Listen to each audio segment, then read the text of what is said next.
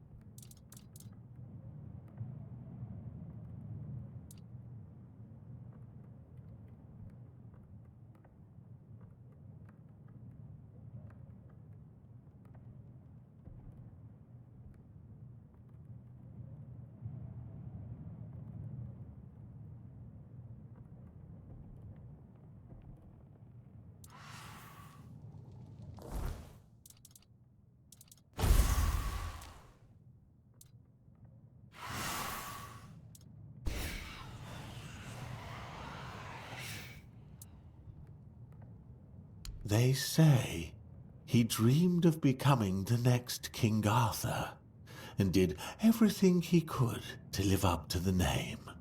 Along the way, he encountered 3 witches posing as druids who promised him eternal life.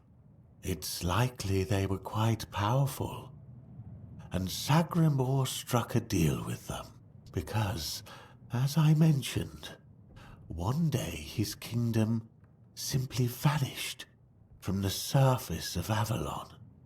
Many adventurers have tried to find his castle. After all, how could such a massive structure just disappear? But, as you can imagine, none ever succeeded. Now, of course, we need to head to the Menhir. If I've read the notes correctly, the ritual has the best chance of success if we perform it after nightfall. No time to lose. The sooner we start, the sooner we'll rid our lands of this Camelot scum. Now I need to prepare myself, but I'll be waiting for you by the Menhir after nightfall.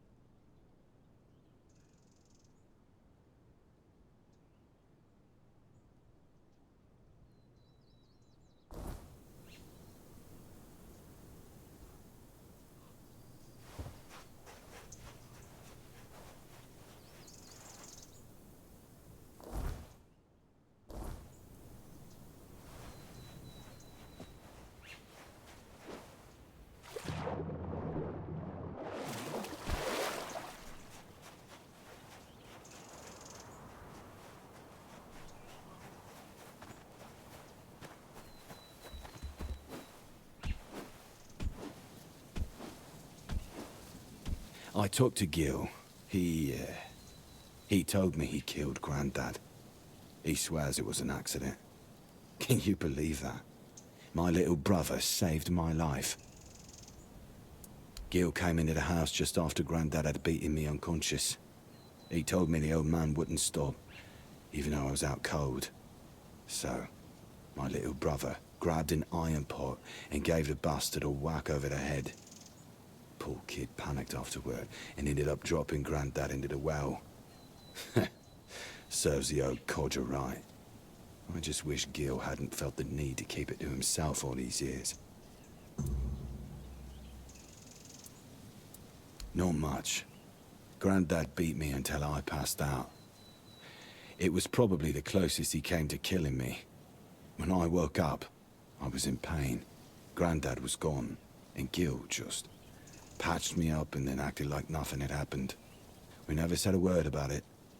I guess we both wanted to forget, just for different reasons.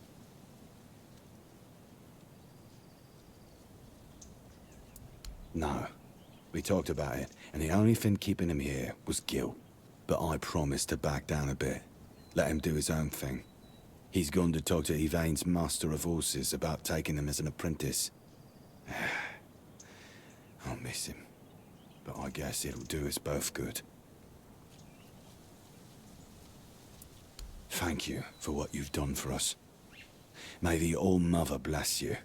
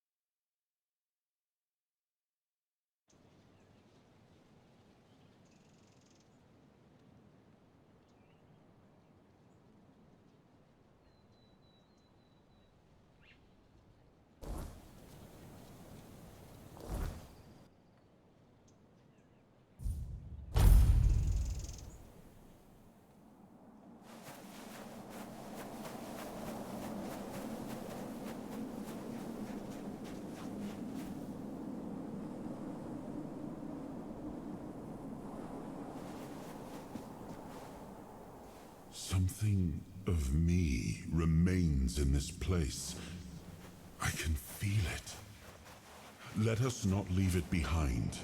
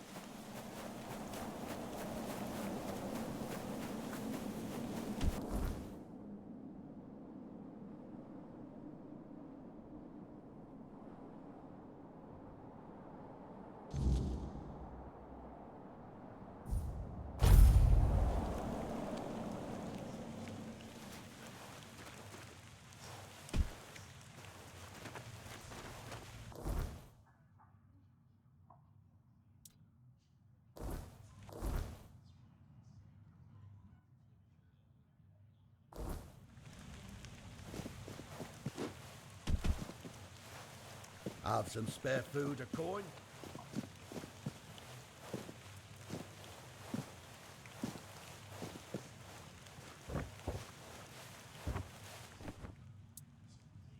I'll await your return.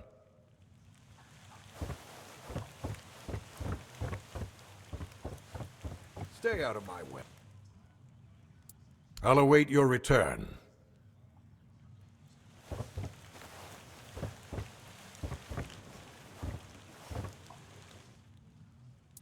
I'll await your return.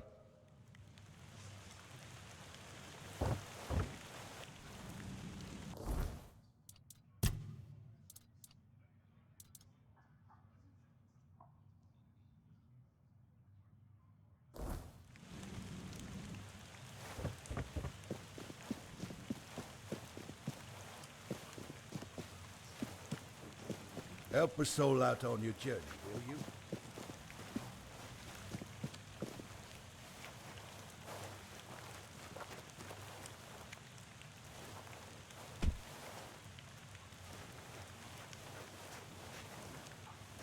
Oh, hello there.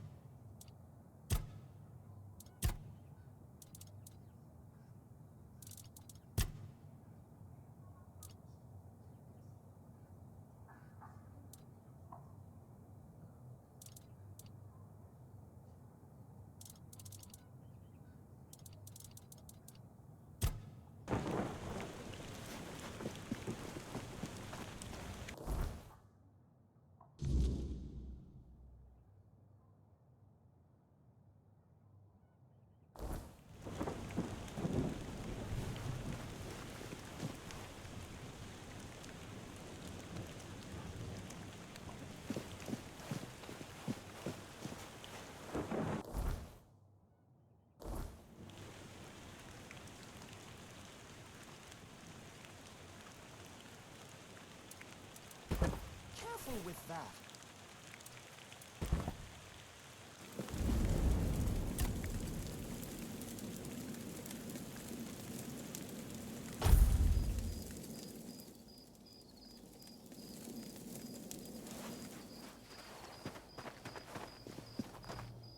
It worked. I can hardly believe it. I mean, I hoped, of course, that the wisdom of my predecessors and our shared effort wouldn't fail, but you know how it is. Something could have gone wrong. Is everything all right? You don't look too well, eh? Eh?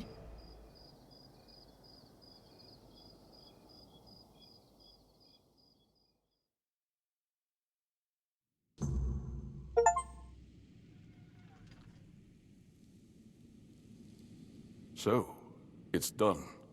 The Menhir is alive once more. This changes everything. The people of Connacht will stay where they are. I wouldn't be so sure. The weirdness continues to thicken, and the threat of the Red Death hasn't passed. Besides, I still have my orders, and they clearly state where your Menhir belongs. I know you have your orders, and I, as a lord, am bound by Camelot's law. But the moment of choice has come, and I stand with my people. I am the Lord of Connacht, not Camelot. I cannot simply command my subjects to abandon their land. Of all times, you choose now to grow a moral backbone? Spare me. You are a lord, and it is your subjects' duty to do as you command.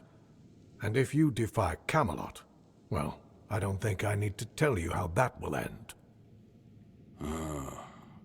But that's where you're wrong, Denholm. There is one thing even Camelot cannot dispute. Not if they wish to avoid a civil war that would break out if they defied their own laws. What are you talking about? How exactly is Camelot defying its own laws? Will lead an expedition to find the Holy Grail. Such is my will. What? So you've really thought this through, haven't you? Well, if that is the will of the Lord of Connacht, then Camelot will have no choice but to acknowledge it.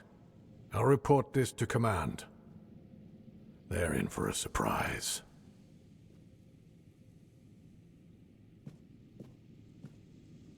You heard what Denholm said. Camelot won't dare touch the Menhir as long as I lead the expedition for the Holy Grail. Once again, I need your help, and I'm prepared to grant whatever you ask in return. People I can trust. Those prepared to share the burden of this quest for the Grail. I can't command anyone to join me. They must come of their own free will. Otherwise, the expedition is doomed to fail before it even begins.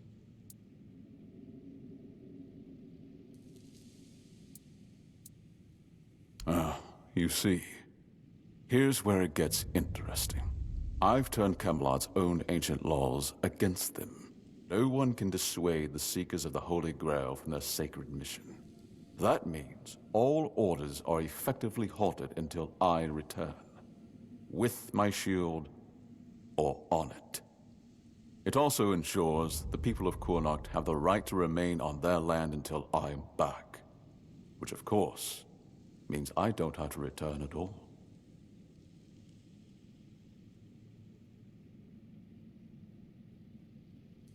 I don't, but perhaps I should. A lord's worth is measured by the respect of his people. It is time I follow in the footsteps of my noble ancestors and do what must be done. If this holy mission can secure peace for my people, then I shall see it through. And if by some miracle we return with the legendary Grail, all the better. My word would become law, and the Menhir would remain untouched. By Camelot's own laws, I could even lay claim to the crown should I wish it, but I don't. My Connacht is enough for me. I would start by looking among the most trusted and eldest members of our community. Our priestess, Niante, possesses unparalleled talent in healing. Her presence would certainly be invaluable on such a journey. Then there's Urfa, a skilled blacksmith who was once a formidable warrior. If not for the strength of his muscles, the strength of his mind could prove useful. You might also speak with Maggot. Since the two of you have been through so much together, he may not be thrilled by the idea, but I believe his heart is still in the right place. A sense of purpose in what we're about to undertake. Now that the Menhir is reignited, it no longer matters whether we return with the Grail or not. The people will be safe and retain the right to stay on their land. Each of them must understand that this is about the fate of all Connacht. For some, it might even serve as a chance for a change in scenery. Approach them with kindness. They all have their demons. and I doubt they'll agree to join if they are still tethered by unresolved matters. Thank you. And believe me, the reward you'll receive for your efforts will be priceless. And whether they agree or not, I will set out for the Grail. I will buy more time for Connacht.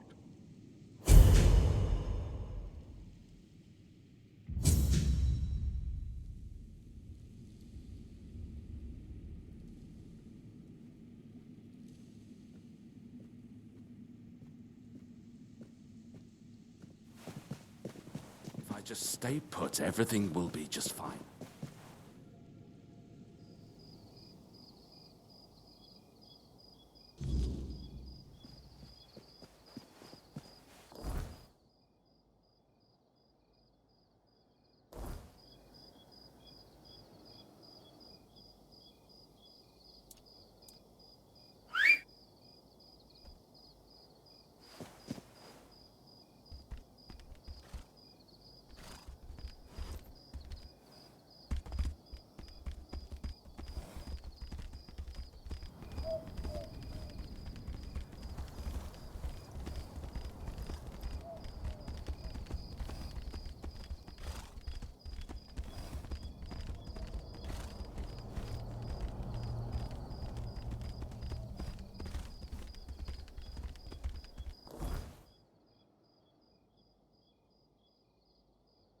Help a soul out on your journey, will you?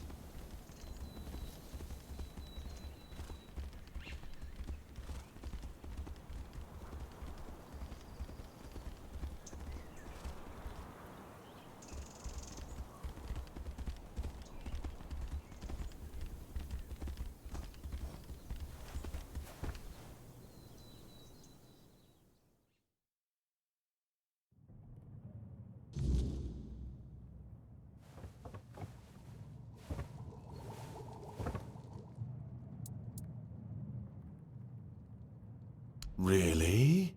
What for? The Menhir burns beautifully. Nothing bad can happen now.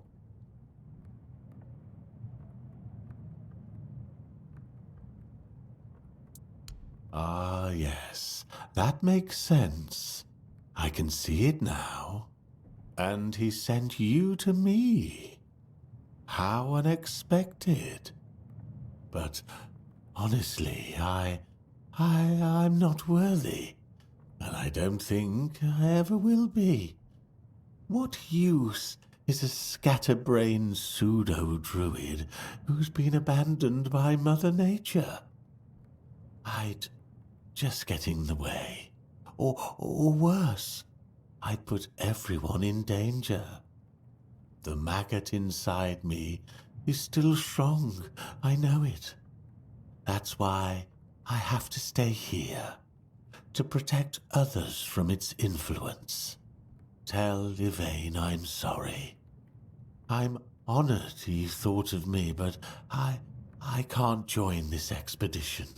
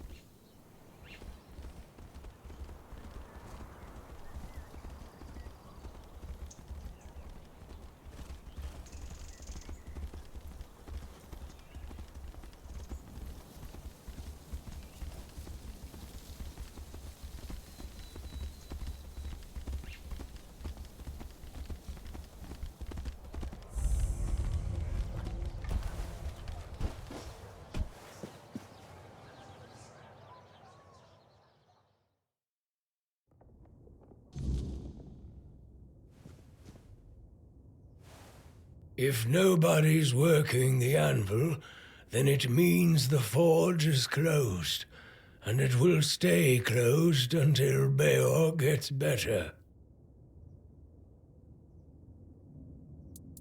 A woman happened. He was chasing after some girl he thought the world of. Almost ended up shuffling right off this mortal coil. One time he went to see her and didn't come back for 2 days. I looked for him all night. It was only in the morning that I found him. He was all the way on the outskirts of Kurnacht. Alive, but barely. Afterwards, he seemed to be getting better. Everything went back to normal. For a while, I could see that he was starting to struggle with swinging the hammer, until one day he just passed out completely. Now he just lies there, barely breathing. I have no idea how to help him. Nianti, Maggot, none of them know what's wrong with him either. I told him that it's no use chasing after a girl, that she'll come to him if she wants to. Stupid kid. I feel bad for him. What do I care? Whatever happened there could have been her fault, so excuse me for not running to rescue her. I only know that she wasn't from here. Beor's wound wasn't caused by a mere boar, oh no. Hell knows what happened there. He didn't want to tell me what actually happened, but I know that youngsters in love used to visit this one cave with a spring. It was all hogwash, if you ask me.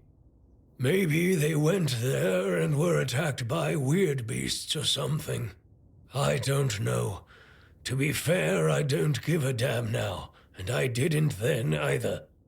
I only cared that Beor was alive. Unless Beor gets better, I'm not opening the forge. Let alone thinking about any expeditions.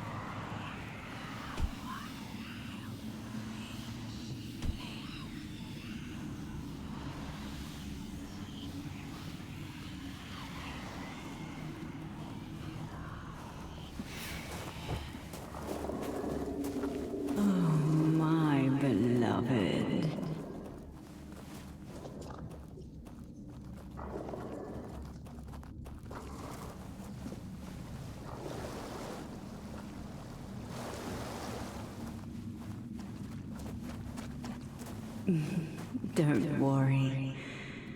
Now we can forget all about it. Because you finally came back to me.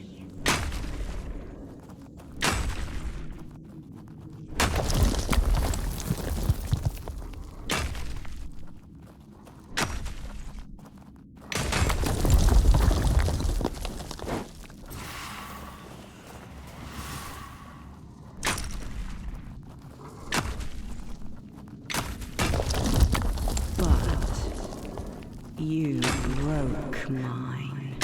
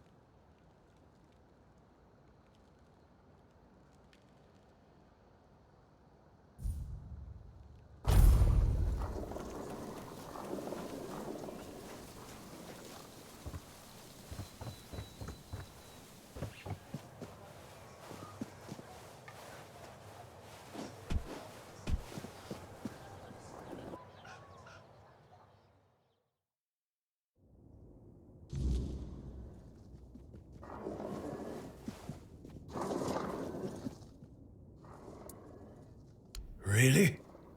Well, if this can put Beor back on his feet...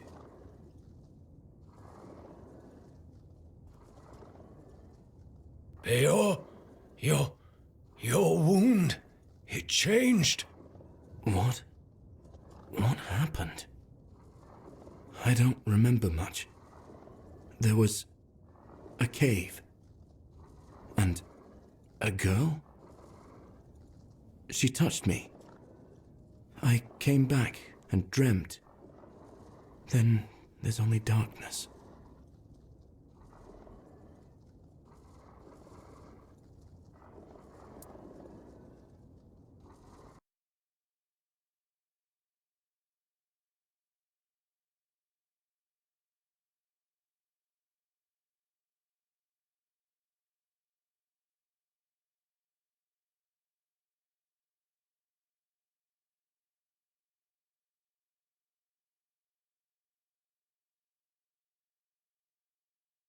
That's right.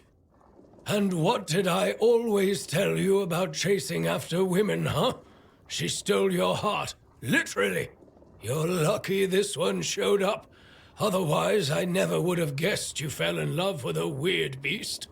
Better take this to your grave if you don't want to become a laughingstock.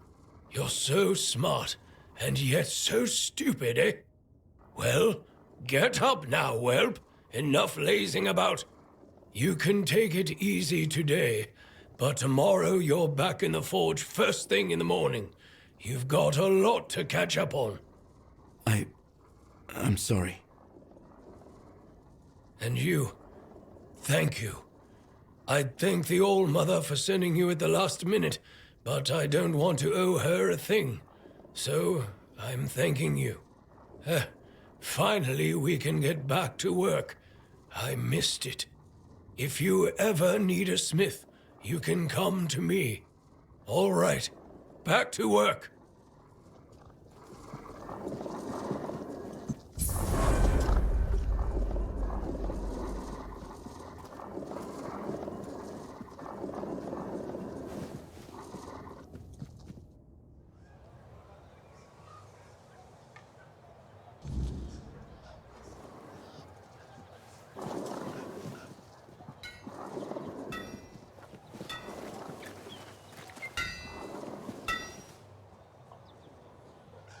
Oh, hello.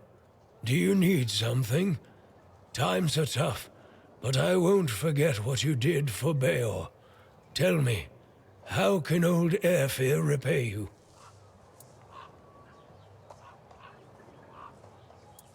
It all began innocently enough. Our milksop of a lord, Yvain, decided that we didn't have the right tools to unearth the riches of our land. So he sent messengers to Camelot asking for their men and equipment. It was supposed to make us richer. And it worked. For a while. They came here and resumed mining. Brought gold with them too. So for a while there, we were even happy to see new faces. Then news from Camelot arrived. The Red Death is in Kuanacht. The weirdness is getting thicker. We declare martial law. Cut down all the trees and take them in here with us. Everyone goes to Camelot. Load of bullshit, if you ask me. The weirdness has always been here. Kuanacht has been doing just fine without the support of the dog-fuckers of the Round Table. Denholm, the one in charge of their army, came here with the Red Priests. It seems like he's well aware that his orders are stupid, and that people from Kuanacht are smarter than Camelot thinks. And now, Kuanacht is divided. Some want to leave for Camelot. Others can't imagine it. Like me. I just can't stomach leaving the land of my fathers.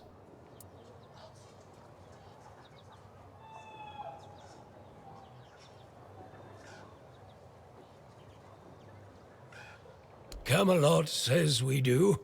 I think we don't, even after the moronic theft of trees. Lord Milksop, of course, doesn't know what to do. If he supports the people, he'll lose his dealings with Camelot. If he leaves for Camelot, he'll become just another arse-kissing sponger princeling no one gives a toss about, and the court is already full of those. Here, at least, he's somebody. Or he can become somebody if he makes the right choices. The man here is dying, that's true. More and more weirdness creeps into our homes at night. Soon, the flame will no longer be enough. I don't know what would need to happen for everyone to stay in Kuanacht. The truth is, we can only survive if we keep together, either here or there. His family has a grand past. I have the utmost respect for their legacy. The Tarians made Kuanacht strong. They carried on the legacy of Palamedes, King Arthur's advisor. Our lord, though, don't get me started. Yvain is a coward. He lets Camelot get away with anything. Well, for now. I've heard rumors that he's been trying, in his own pathetic way, to delay making some crucial decisions.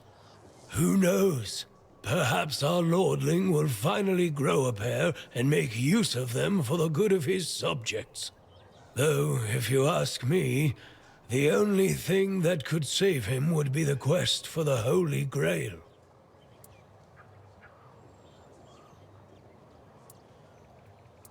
Beor is still wet behind the ears, and his heart is barely beating.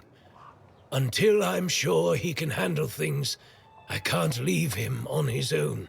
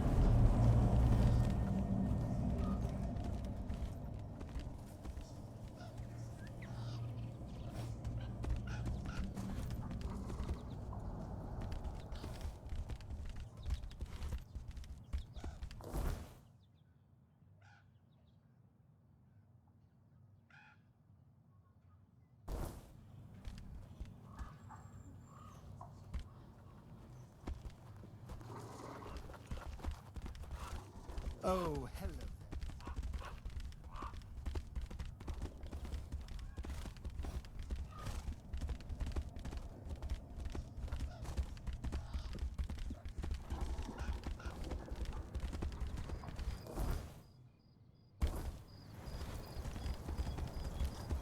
What do you want?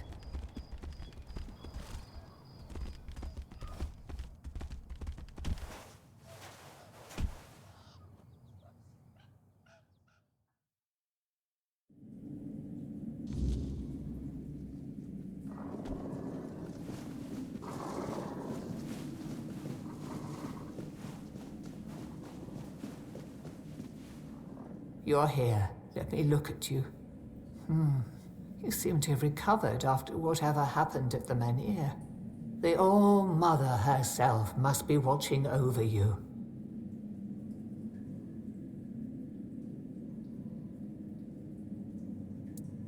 Whatever the All-Mother wanted you to see is between you and her. I can only accept and work with the outcome. Besides, I'm more concerned with the impact your little spectacle had on the sentiments in the village. You've given people hope. Only time will tell if that was misguided or what the consequences will be if it proves true.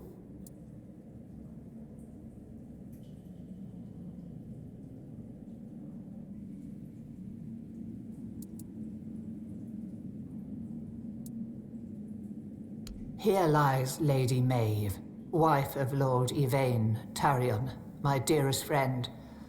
The one I couldn't help. You're wondering why I'm here, aren't you? I'm wondering the same. I thought I'd find solace, or perhaps even grief, but all I feel is numbness.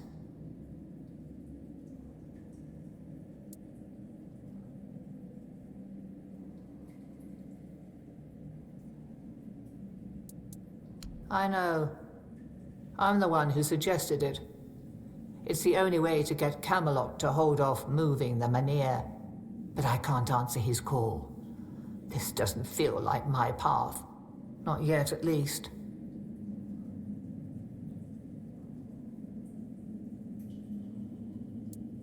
You shouldn't listen to that lunatic. Every time I see him, he's under the influence of goddess only knows what. I suppose he's right, and the Menhir really can be reignited. Then what? This land is dying and barely produces any crops. Menhir or not, I can't see a future for Cunard. It would need a miracle to survive. Relocation would be the best outcome for everyone. There is more than one way to spread the All-Mother's grace. Why shouldn't a priestess take part in leading the people she serves? Lord Yvain is in a precarious situation. He needs all the support he can get, and supporting him in this endeavor only benefits the residents of Cunard. Besides, my apprentice Ailey is very talented and can handle all the matters that require a more hands-on approach perfectly well.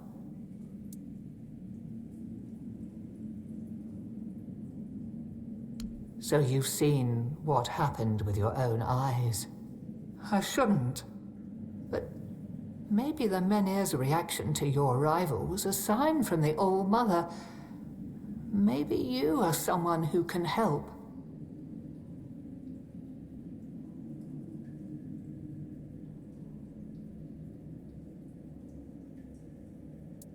You asked me before whose grave it is. I come here because it's a reminder of how I failed those who counted on me, and I should feel sorrow, guilt, something. But the truth is, I lost part of myself long before Maeve was taken. I stand here. I wait for a feeling to appear, and nothing comes to me. Not ever. At the corrupted temple, something happened when I was still a priestess out there. I feel like something was taken from me, ripped from my very soul. And I've been hearing her voice ever since. Lorelia.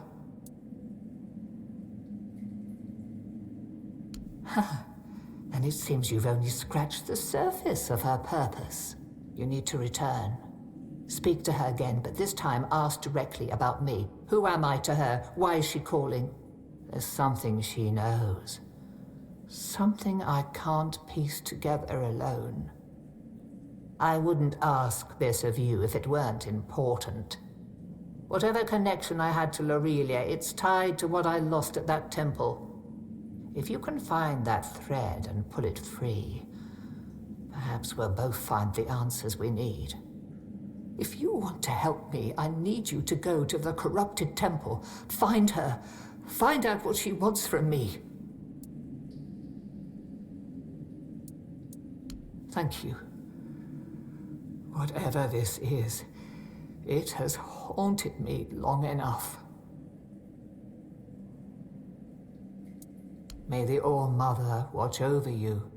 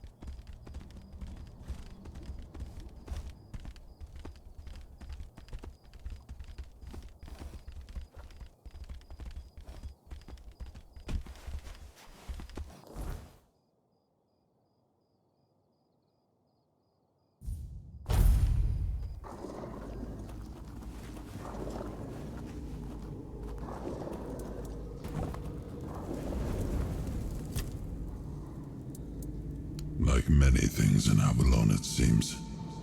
But yes, they used to be quite influential. Sometimes unnervingly so. They had the ears and hearts of the people, and they made them rather bold in voicing their opinions. As you can imagine, we didn't always see eye to eye. That led to some unfortunate confrontations.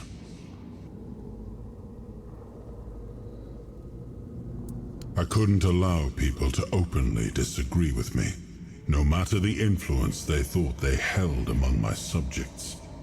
The temple's representatives didn't approve of my use of the weirdness during the war, and they made their opposition public. I decided that such opposition deserved punishment.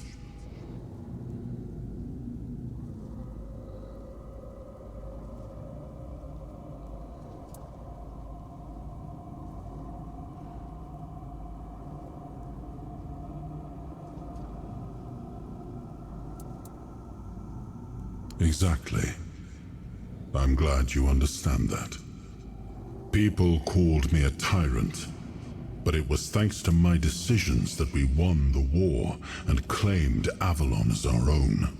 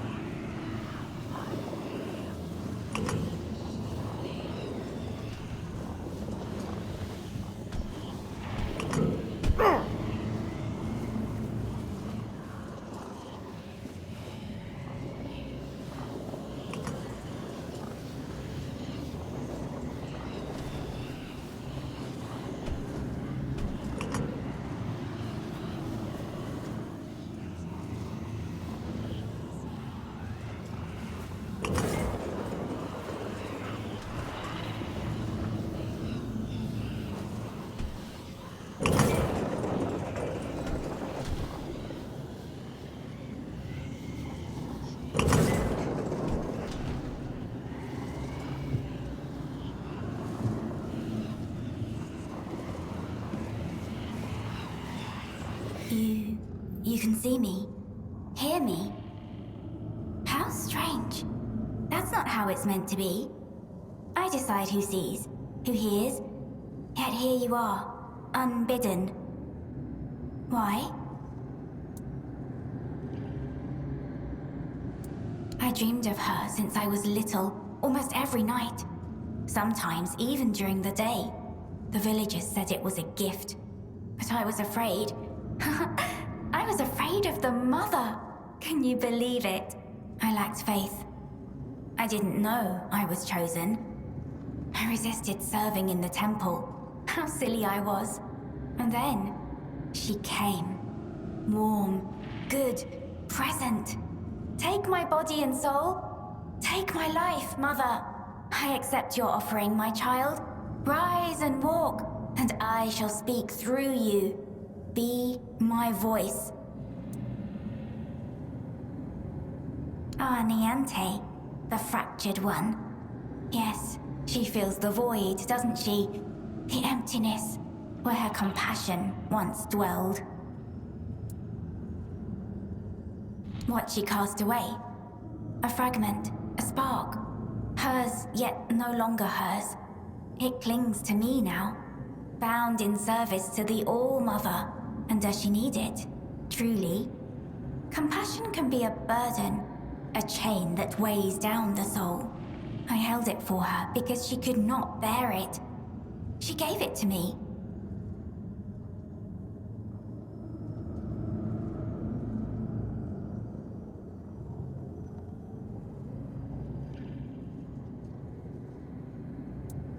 Because the All-Mother does not abandon her children. Nianti's compassion is a spark, a light meant to guide her. Without it, she stumbles in darkness. But to reclaim it, she must prove herself. It is not a gift freely given. It must be earned.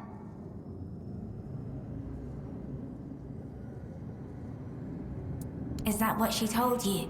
That I stole it like a thief in the night? No. It was her despair, her doubt, that cast it away. I merely caught it. Then she must prove herself worthy. That fragment is steeped in corruption. To return it as it is would destroy her.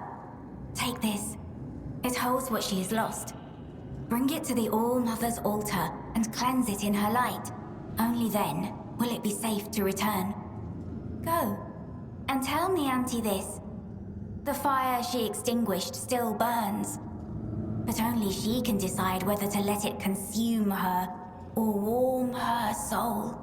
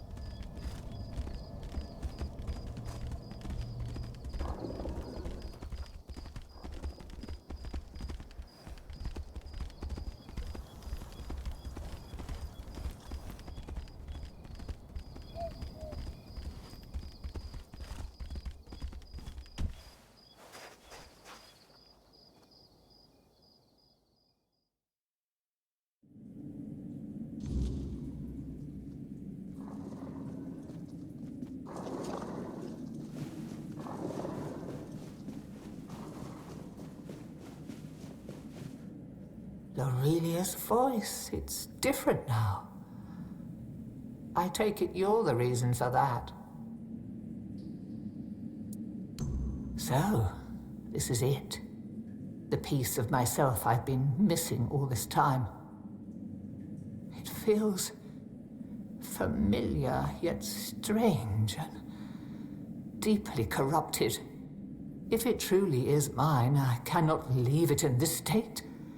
If I try to retrieve part of my soul from this thing, it will poison me as much as it heals me.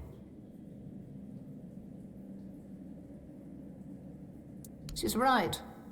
Surprising, considering the things she's whispered to me all this time. Meet me at the statue of the All-Mother. There, in her light, I will perform the cleansing ritual. You've already done so much for me, but I must ask for one more thing. Your presence. This is something I can't... This isn't something I can face alone.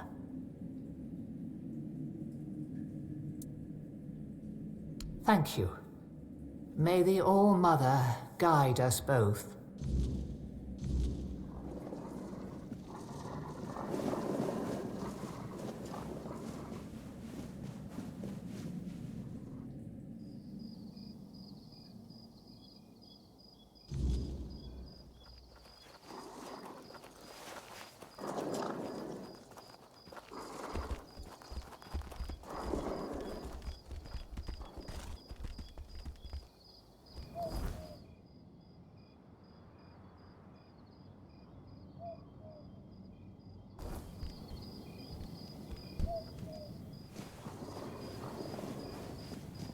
You need something?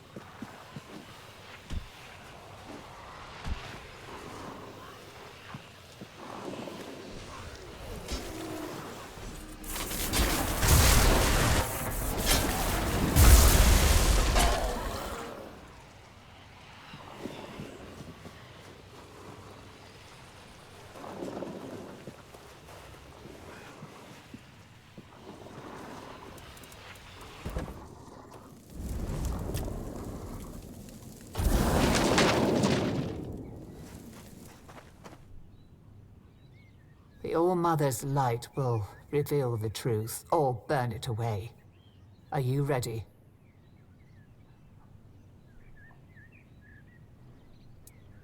Then let's begin.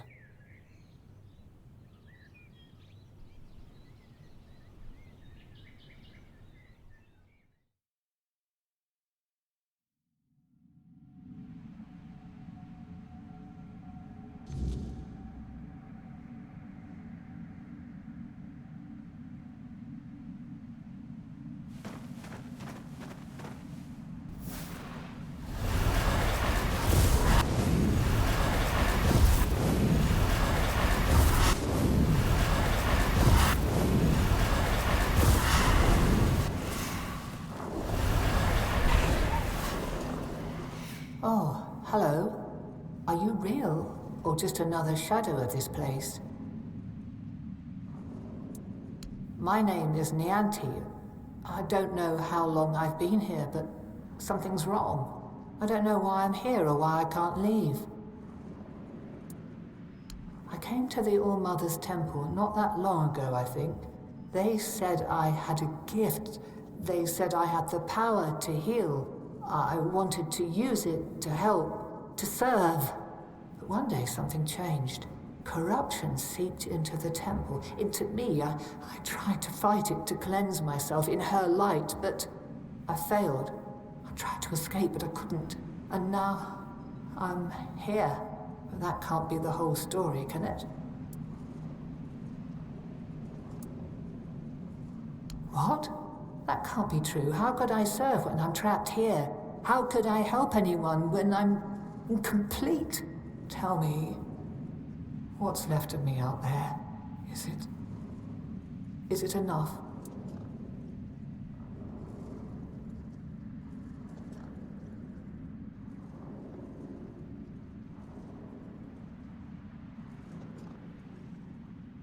Needed?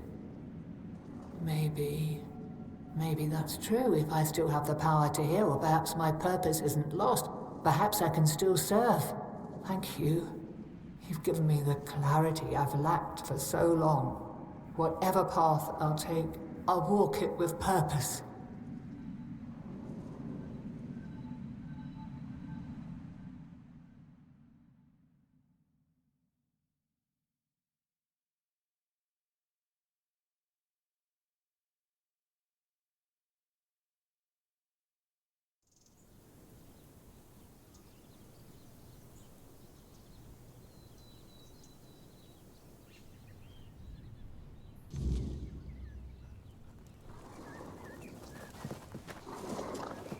So, this is what it feels like to be whole again.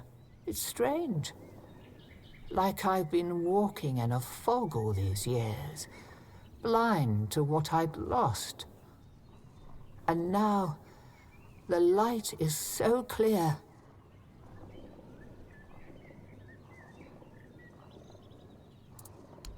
First, I will return to the people of Kunat. They deserve the priestess I promised to be. Not the bitter shell I became. You have done more for me than I ever could have asked for. You reminded me of who I truly am. For that, I will always be grateful. No, you didn't. The All-Mother guided us both. But now it's up to me to carry this forward. Thank you, truly. There is much to do, but this time, I will face it with open arms and a whole heart.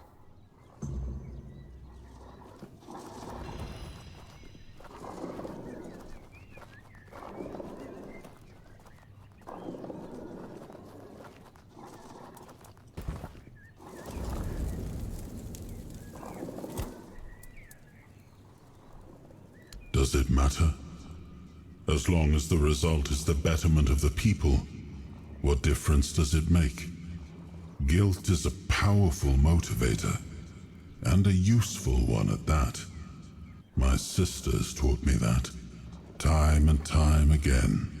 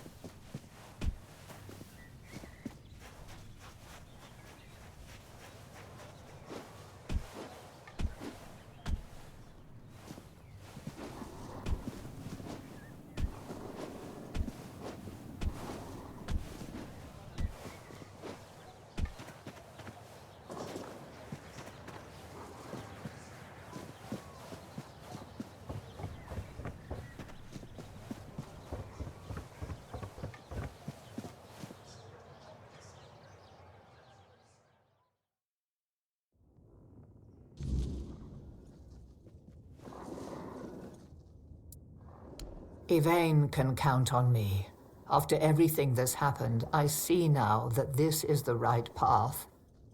Tell Yvain I'll join him on this holy mission. All Mother guide you.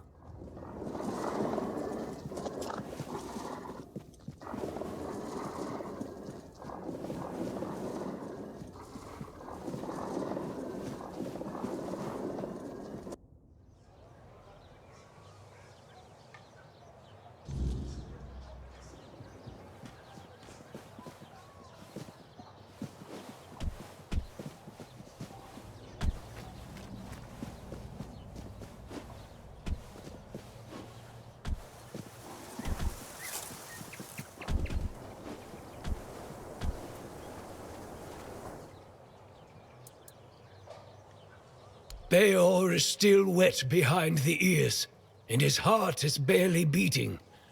Until I'm sure he can handle things, I can't leave him on his own.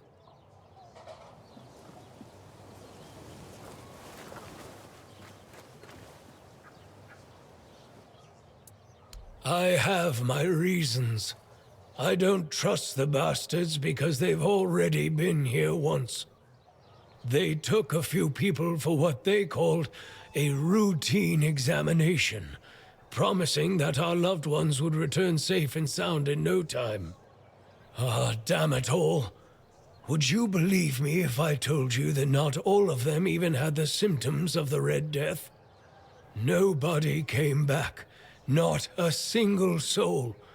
From that moment on, I've sworn to do everything in my power to make life miserable for those scarlet dogs.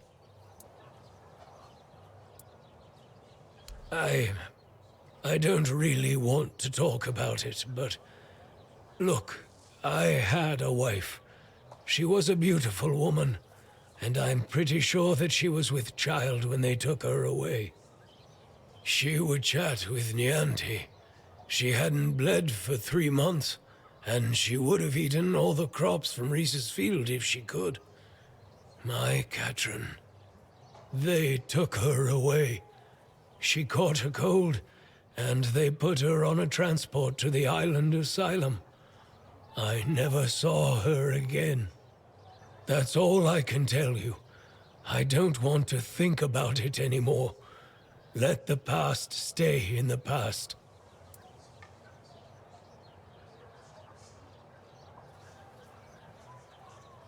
You... what? How? How is this possible? I can't believe this. My Katrin, do you still have the letter? Please tell me you didn't throw it away.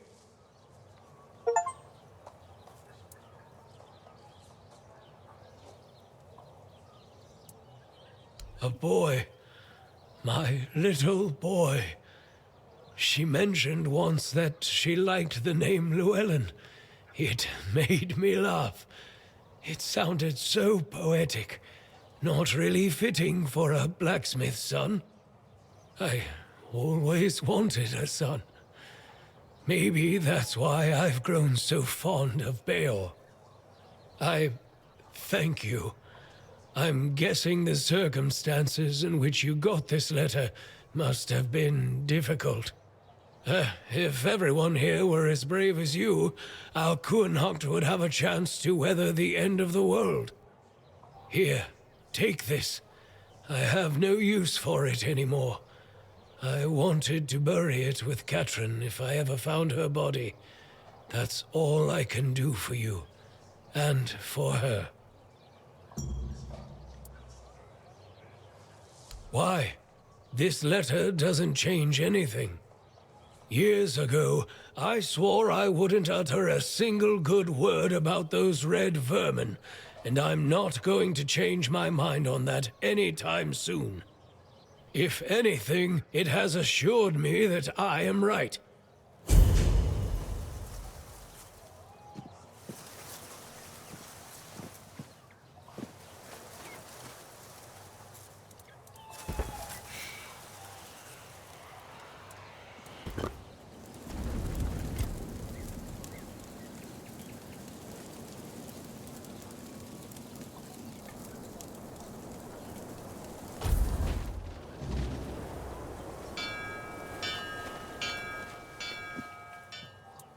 Beor is still wet behind the ears, and his heart is barely beating. You found her, didn't you? You went to that cave and came out alive. So that means she's dead. She wouldn't have just given you my heart back. I'm not sure. I'm guessing some kind of spell.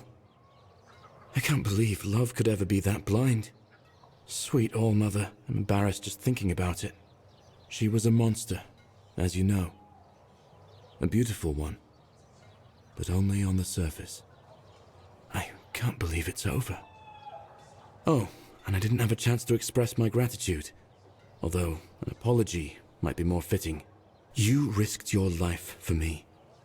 That's more than I could ever ask of anyone, even someone dear to me. So, thank you.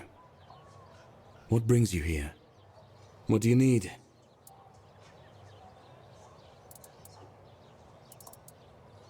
In my eyes, she never looked like a monster. I remember following her to that cursed place. When we were close, she touched my heart. I felt a great pain. And then I saw what she really was. I got scared, grabbed something heavy. I managed to get away, but inside I felt emptiness. Each morning after that, the burning of my wound grew more intense.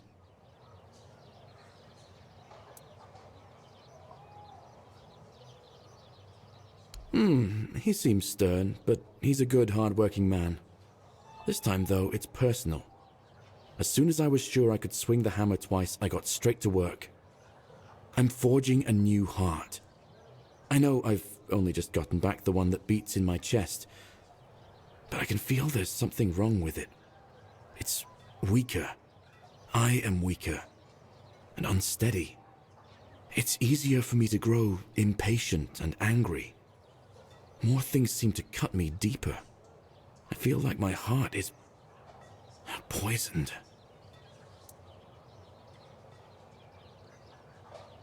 The men here in Connacht is dying. The nights have become even more dangerous. People say the weirdness is creeping closer. Perhaps the Camelotians have a point. It is difficult for me to say anything more.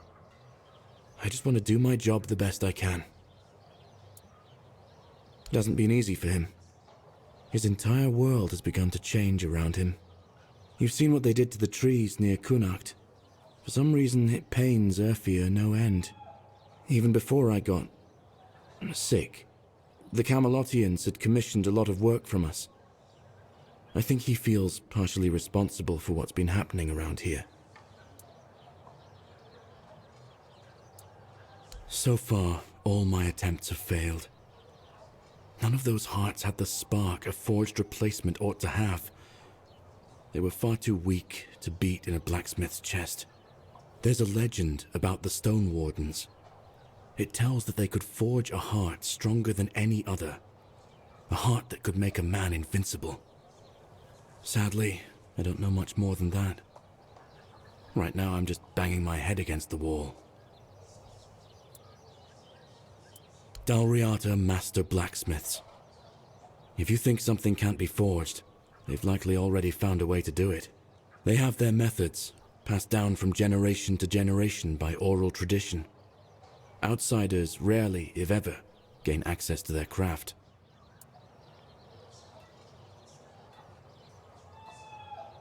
I thought he might have heard something, but no. He just waved it off and told me to get on with some proper work instead of dreaming about old Dalriata legends.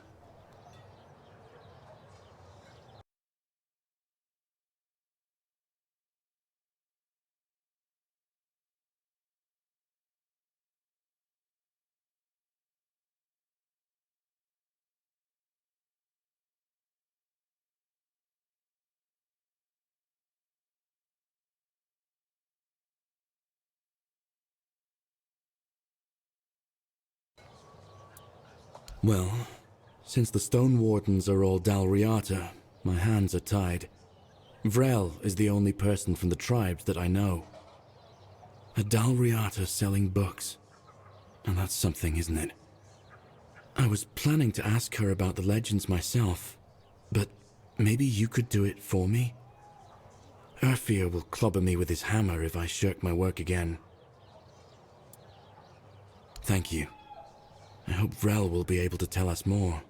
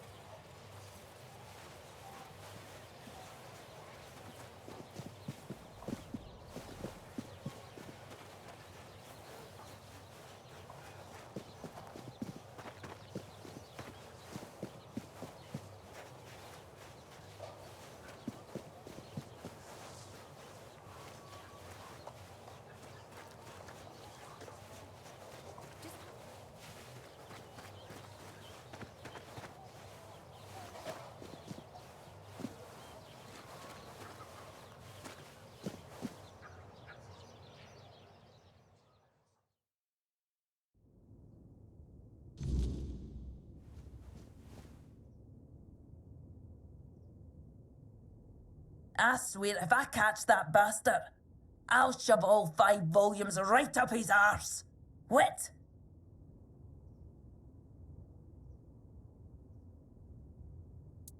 Aye, something happened. Some blighter broke in and stole every book about the beautiful Liliana. Not a loose page left. That's most of my income gone in the wind.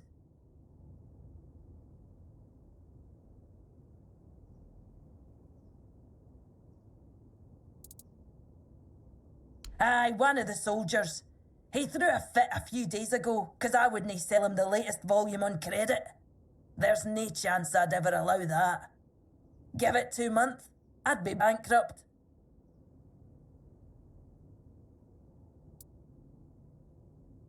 Can't say I wouldn't be grateful. The lad's name is Walter. He's, well, all in all, he's no a bad sort. Just a little hot-headed. So if you do find him, try not to rough him up too much, alright? And you're asking me because I was born in the tribes? I thought you were better than that. I have nothing to tell you. Those are legends of the Ulfr, and my people never got along with them. But I think I have some books about the Stone Wardens. Feel free to read and educate yourself on your own.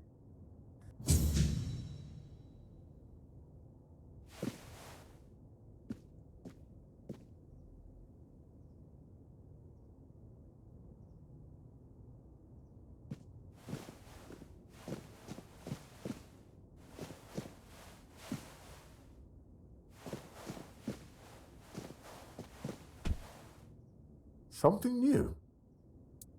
Farewell. Remember to take a good map.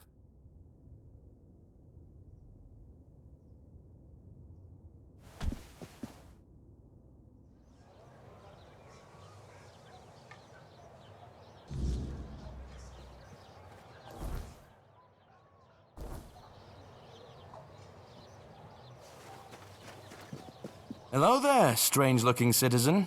You lost, or just looking for someone? A reputation? Me? For what? Standing around looking tough?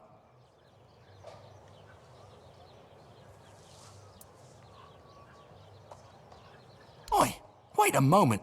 You think I stole those books? Beautiful Liliana is sacred to me, all right? I'd never touch Vrel's stash, I swear. I was saving up for the new volume. Now it's gone? How the hell am I supposed to know what happens to Liliana next?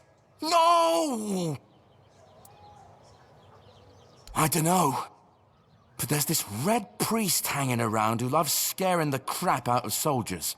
Always preaching doom and sin, you know? And you know what's worse? That damn priest saying Liliana's, inspiring moments are why I'll be cursed. He told me I'd grow hair on the inside of my palms.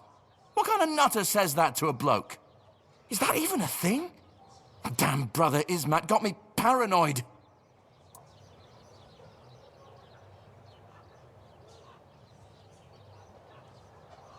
Oh, he's probably at the Red Church headquarters. That's where they're always praying and doing whatever it is that Red Priests do. Just be careful. The man's got a way of making you feel like you're already cursed. Creepy bastard. Catch you later, yeah?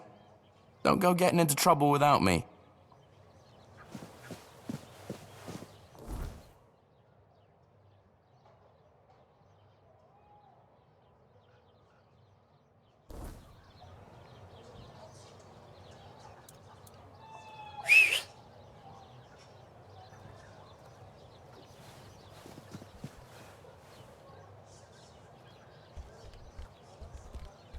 Always a pleasure to see you.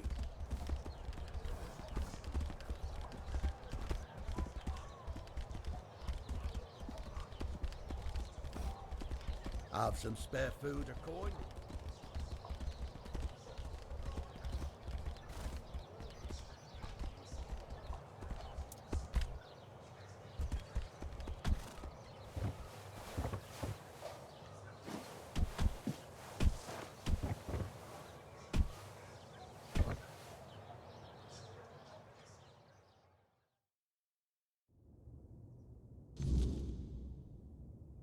We are the sanctified martyrs. Through blood we strive for purity. Through purity. Yes?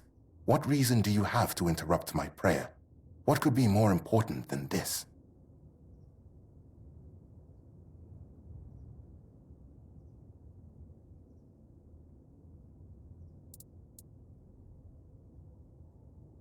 I know which sinner you speak of. I also know he intended to read those books, tainted with lechery.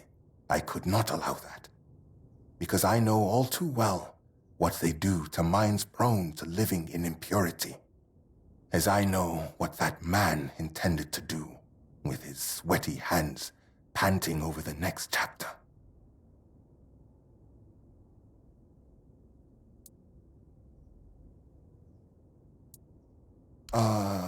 Of course. I am a Red Priest, after all. I know much about the struggles of the spirit, about what shatters a person's dignity, about the acts that cloud the mind with a fog.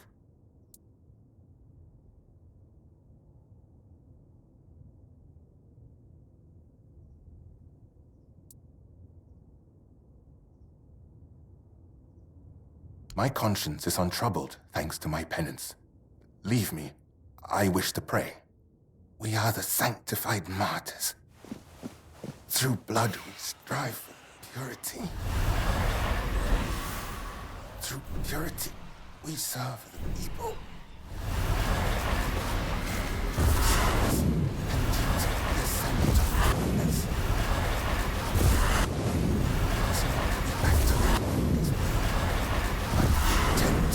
And the fruits of... Why do you disturb me again?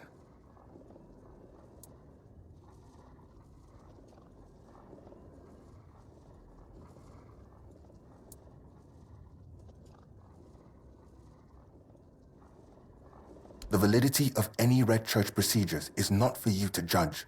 Let me pray. We are the sanctified martyr. Why do you disturb me again? Very bold words.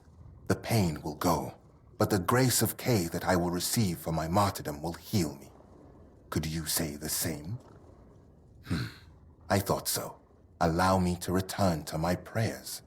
We are the sanctified martyrs. Why do you And I don't appreciate it when someone interrupts my prayer. Leave. We are the sanctified martyrs. Through blood.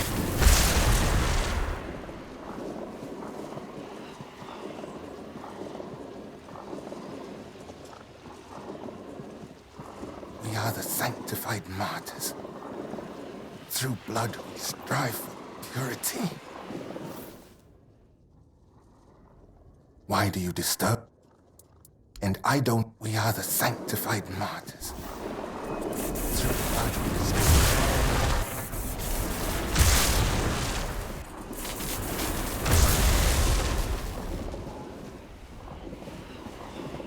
We are the sanctified martyrs. Through blood we strive for purity. Through purity we serve the people. Through service and duty we ascend to holiness.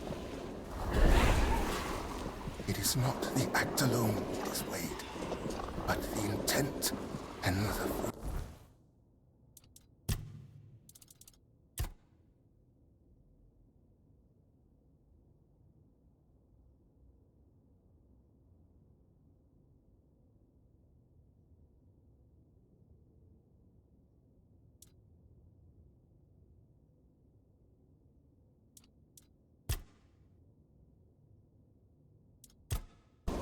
Thereof.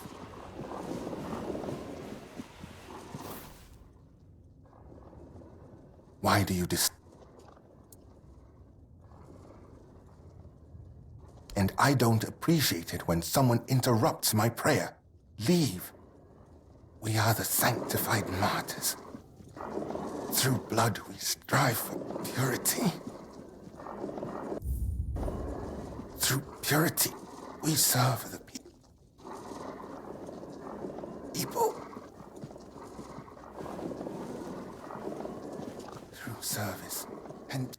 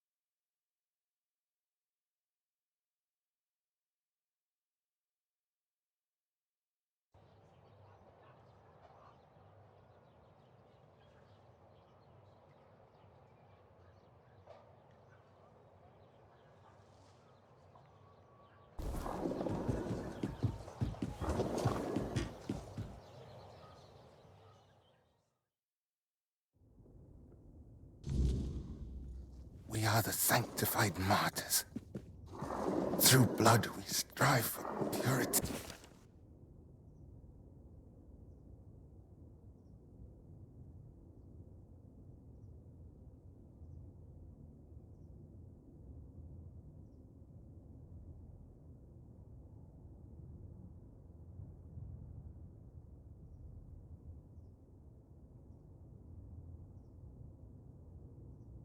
We are the sanctified martyrs. Through blood we strive for purity. Through purity we serve the people. Through service and duty we ascend to holiness. It is not the act alone that is weighed, but the intent. We are the sanctified martyrs. Through blood we strive for purity. Through purity we are the sanctified martyrs. Through blood we strive for purity. Why do you disturb me again? And I don't appreciate it when someone interrupts my prayer. Leave. We are the sanctified martyrs. Through blood we strive for purity. Through purity we serve the people.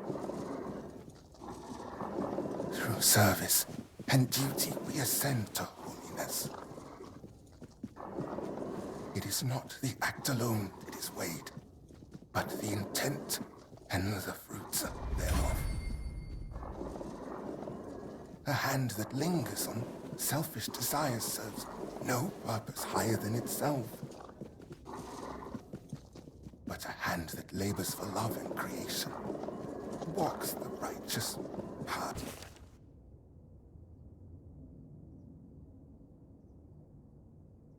We are the sanctified martyrs. Through blood we strive for purity.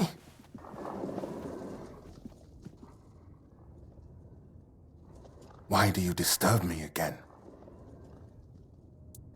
Yes, I stole those books that are thick with words yet imparting no virtue, filled with vulgar, scandalous illustrations. What did I plan? To burn them, of course. That is what Miss Liliana deserves. That is the fate that befalls a rakish infidel.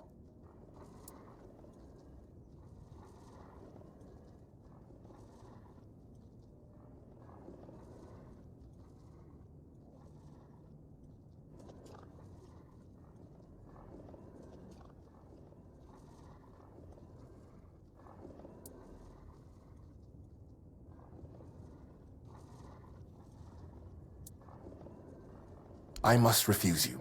We will not return these books. They are now part of the Red Church's property.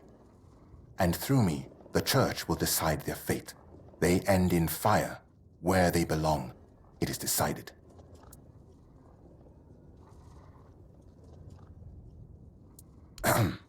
Yes, you heard correctly. Do you think I don't know what's in those books? I won't deny it. I took a peek inside. I needed to understand the sheer scale of depravity we are dealing with. I acknowledge that sin is a natural part of the soul, yet equally natural should be penance, to free oneself from that sin. Chasteness does not come easily, but that is why it is a virtue, granting oneself relief through such primitive and vulgar acts, engaging with something as vile as these books. Have you read A Sermon on the Paths of Discipline by Brother Flamen? He makes a proper statement about those types of deviations. Hands that stray toward idle pleasures build no temple.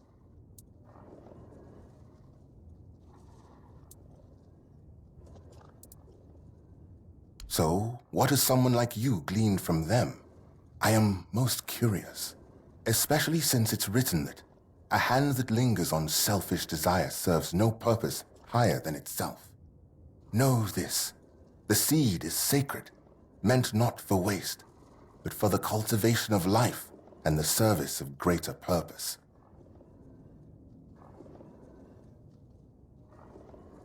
Of course it serves a purpose, a vain and impure one. Such self-gratification weakens the spirit and body. It compels the heart to submit to every fleeting whim.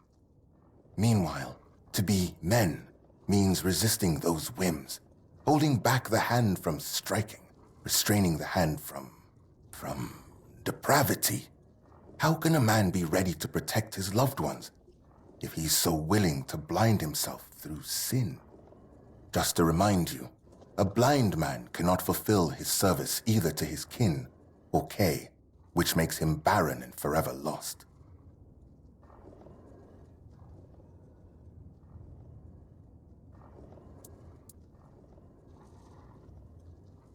I see you didn't stop your reading of Flamen at a sermon on the paths of discipline, and you've cited the perfect passage. That's precisely the point. What ultimately guides the hand to sin is, after all, the human heart ablaze with unchecked desire.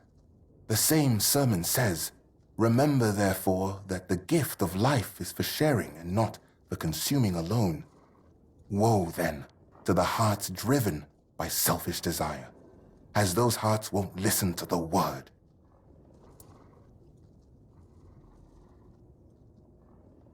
I fear that sometimes this tone is necessary in priestly service. We know human nature all too well, do we not? Avoiding an admission of guilt does not mean avoiding punishment. Someone may treat my teachings with disdain, but ultimately, they will still stand before Kay and her word. Your words, however, are wise, and they lead towards reflection. And there it is, the image of modern humanity, knowing no virtues. Stripping purity from every aspect of life, you kill holiness. And then, in the face of life's hardships, you ask where grace has gone.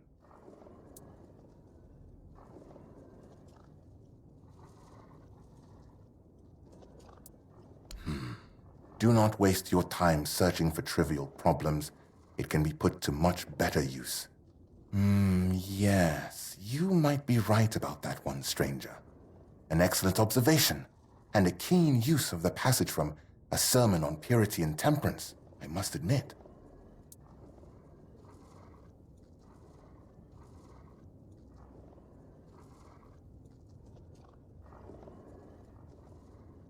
This is not about control, my child, but about opening the eyes of those who cannot see. Would it not be better if each of us were ready to receive the prophet's word? A body that succumbs to temptation is a weak body.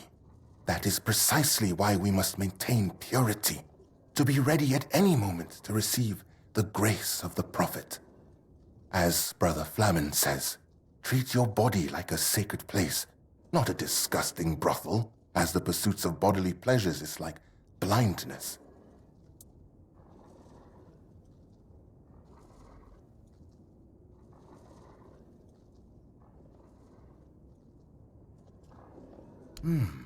That is, of course, an astute observation, and proof that you've read the sermon thoroughly. However, I am full of faith that I have been placed on this path precisely to make such judgments in the prophet's name.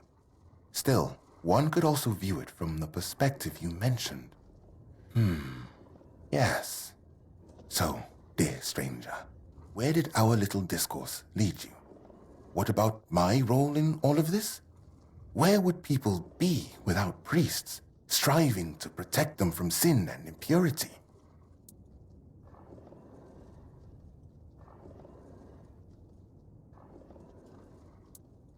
Their own business?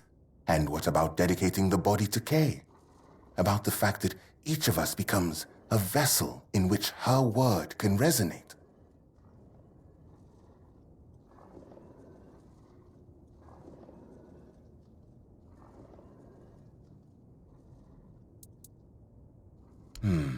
But a hand that labors for love and creation walks the righteous path. I suppose, then, that those who succumb to temptations can still do good. Speaking with you has been profound. I believe it was Kay herself who led our paths to cross. Thank you deeply for this dispute. You've left me with much to reflect upon. Of course, I'll return your books. For now, I can't decide what should be done with them. It's your call.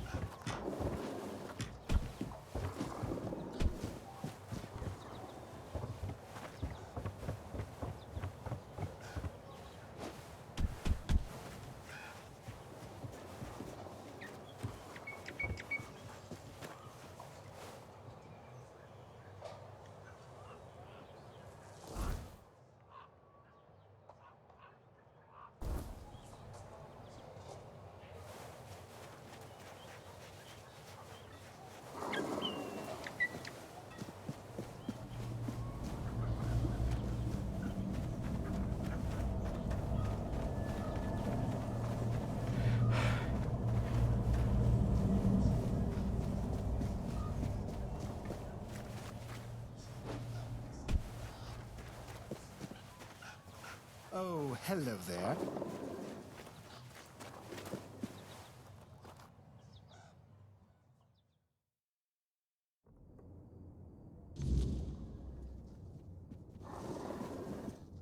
Welcome back. Do you need any recommendations? Thank you. How's Walter? I hope he didn't greet too hard when you made him part with him. Brother Ismat? A red priest? What for? Don't tell me he wanted to burn them for being indecent.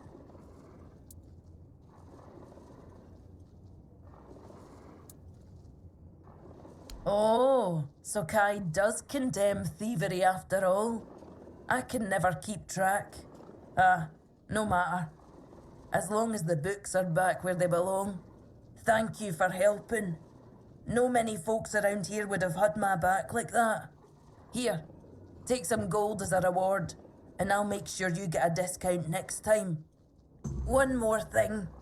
I can see you're alright, and I hope I can trust you. We need to talk. I need to ask you for something. It's serious. It might even be a matter of life and death. There's a stone tablet in Lord Devane's manor, a Delrida relic, and I need you to get it for me.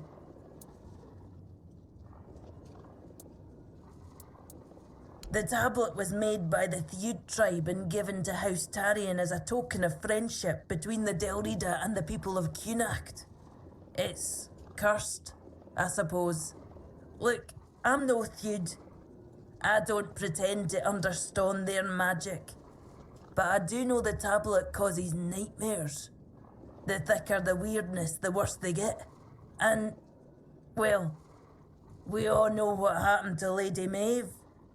If that tablet killed her, it can't stay in the manor.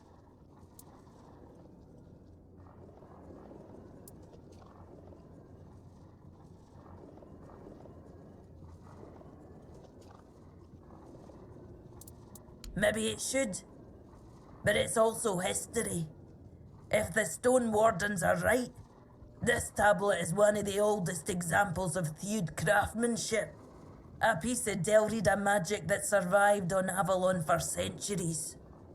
Still, if it comes down to it, if it's a choice between taking it or leaving it behind to do more harm, destroy it. I'll deal with the Stone Wardens afterwards. Ask any Ulf, and they'll tell you the whole Theud tribe isn't honourable, just because they use magic. They'll also call the Volker a bunch of raving lunatics.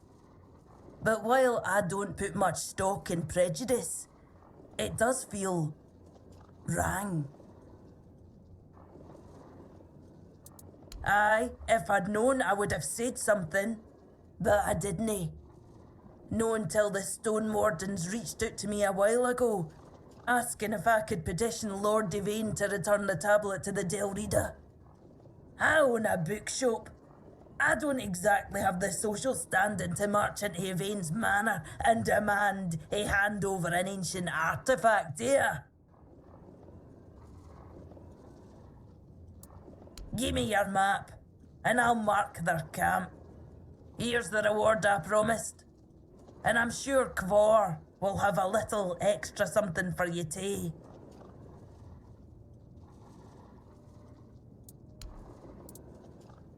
No everybody gets an open door invitation to the Lord's Manor just for showing up in Cunacht, you know. It's not like I haven't tried.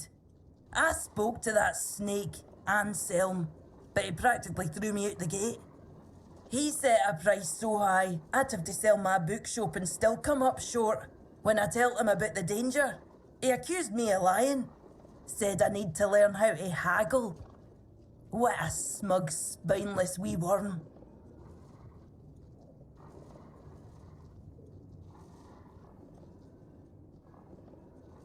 Why?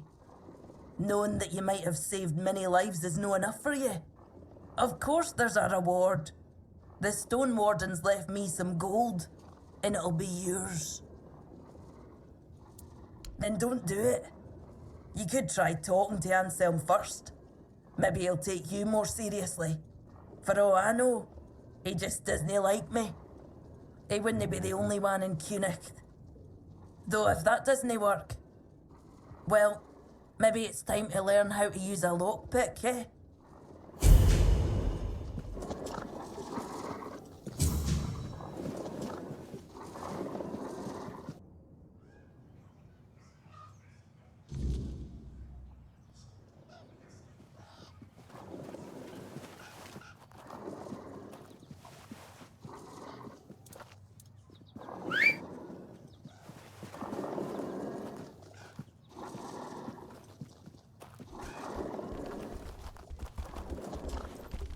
Oh, hello there.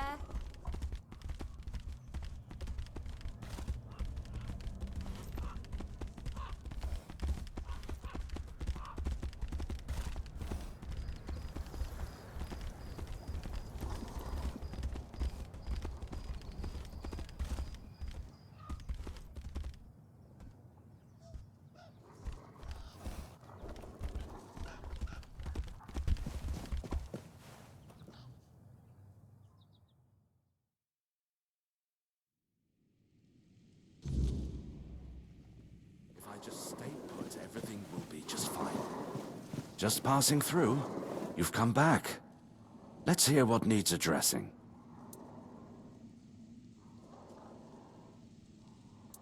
Are you now? My, have the paraphernalia of the Dalriata suddenly become fashionable while I wasn't looking? That tablet seems to be gaining in popularity by the day. I told Frel the price, 2,000, and that's final.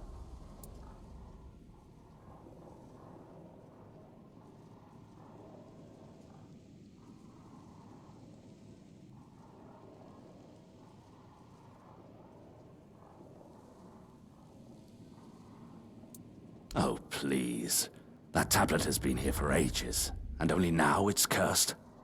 What happened to Lady Maeve was tragic, of course, but I highly doubt it had anything to do with some dusty Dalriata artifact.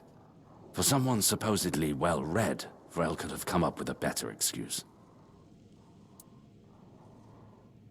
Who do you think I am? I cannot be bribed, and certainly not with that kind of money. Truly? Well, I suppose there's no accounting for taste. Still, better you than Dalriata. She put us in a terrible position, you know.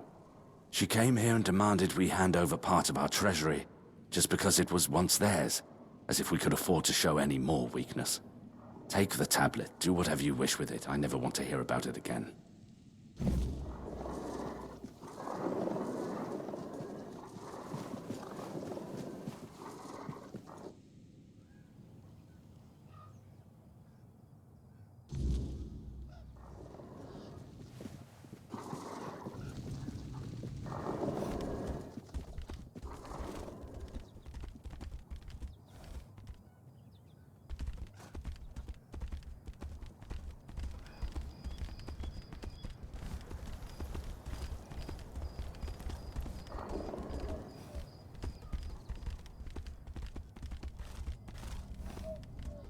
Have some spare food or coin?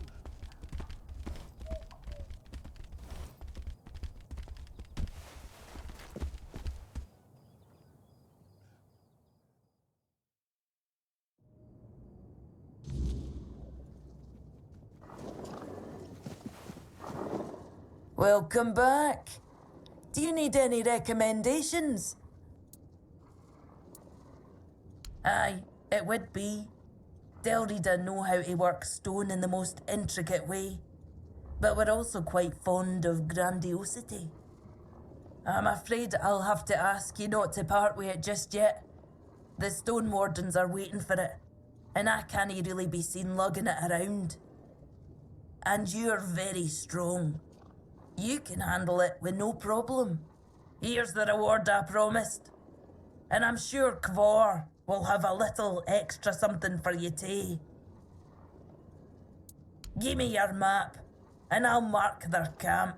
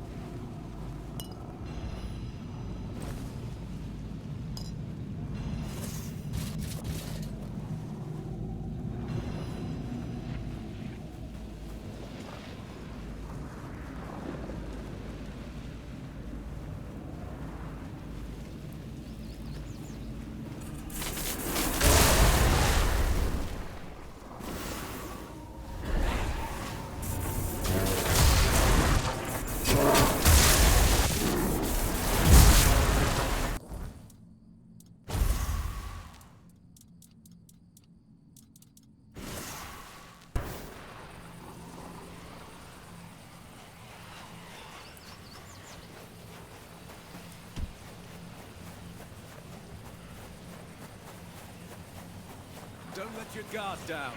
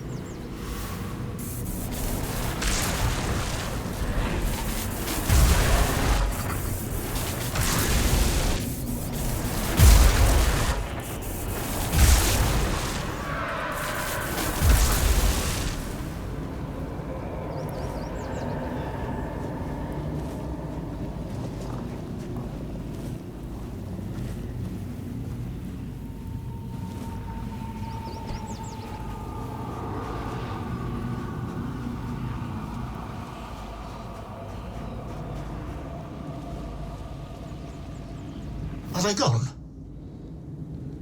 Phew. I thought I was done for.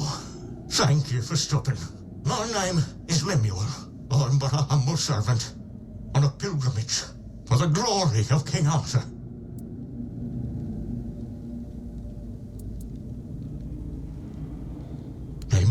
still come back. I'd rather stay here for a while. Yes, and if they do show up, you'd better run as fast as you can. Otherwise they'll cast the evil eye on you too. Damn witch. May the weirdness take her. Carla's lackeys are trackers, those lousy world wreckers. Well, perhaps they were once good people. Humble servants of the king. Just like me. But they abandoned their pilgrimage. They crossed the wrong thresholds, and then they got caught up in evil magic. First, it wound around their hands. Then it traveled further and further, entering their bodies through their mouths, flooding their insides. She's trying to finish what she started. She wants me. Her goal is to turn a royal pilgrim into a corrupted heretic. But enough about Carla, enough. Our conversation might attract the trackers. Unless you would be willing to confront her. The profession of a witch hunter is a noble one, and it offers generous rewards, particularly if you succeed in bringing in the head of a hag like Carla.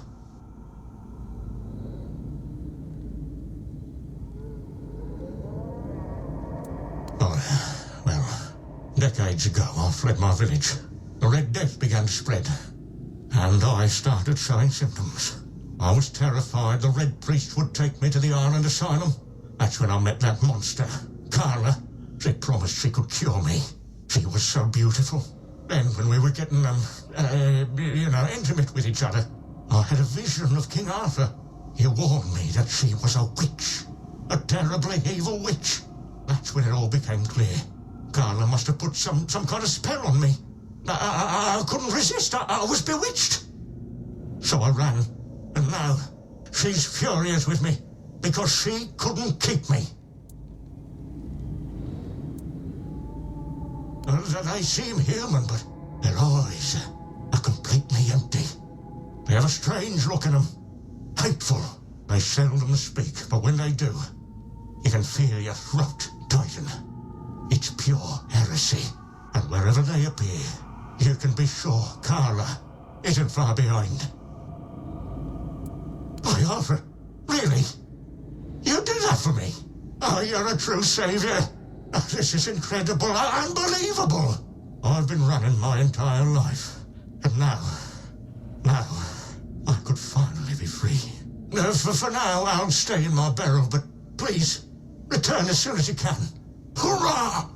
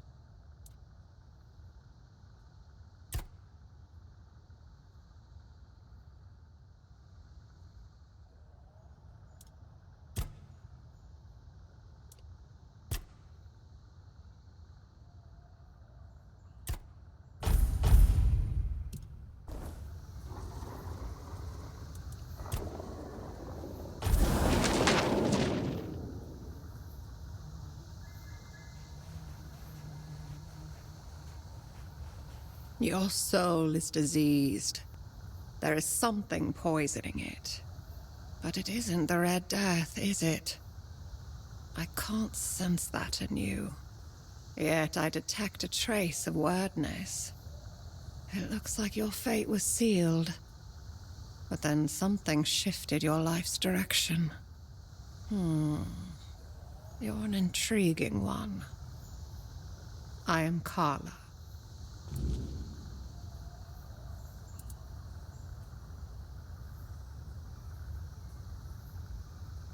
The eyes of those afflicted show a unique kind of pain, unlike anything else.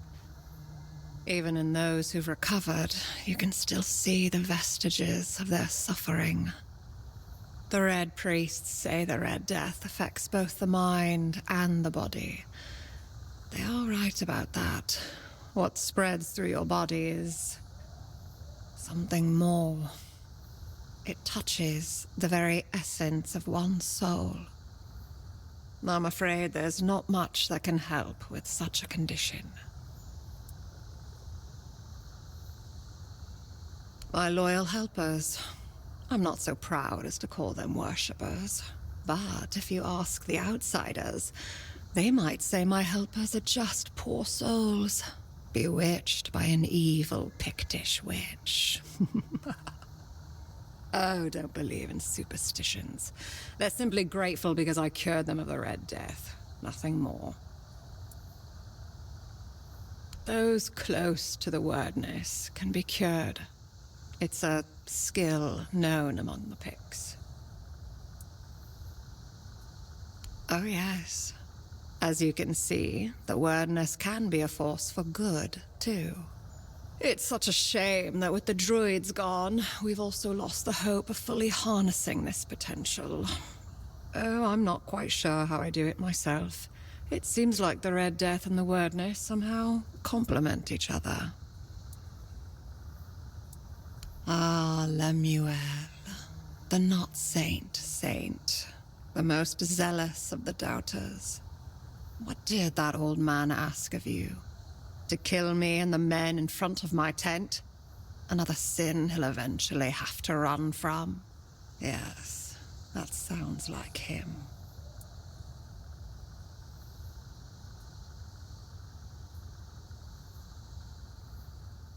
Why? Because I still have nightmares about the night he took my dignity. Because that night has never really ended for me. He took advantage of me when all I did was try to help him. Then he fled. It's not something one can forgive easily. I certainly can't.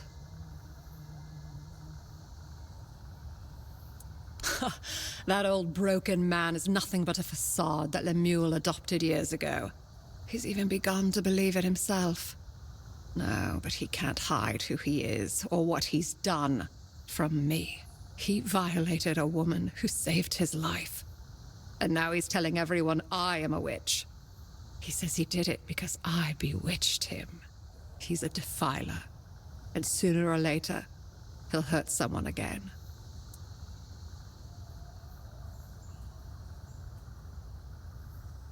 There is a way. Horrible sins affect the body. They petrify it, even though such a thing may not be visible to the naked eye. When you find Lemuel, simply whisper a spell to him. Quiran, Shon Piakai Istich Arrange Corp, and then bring him to me.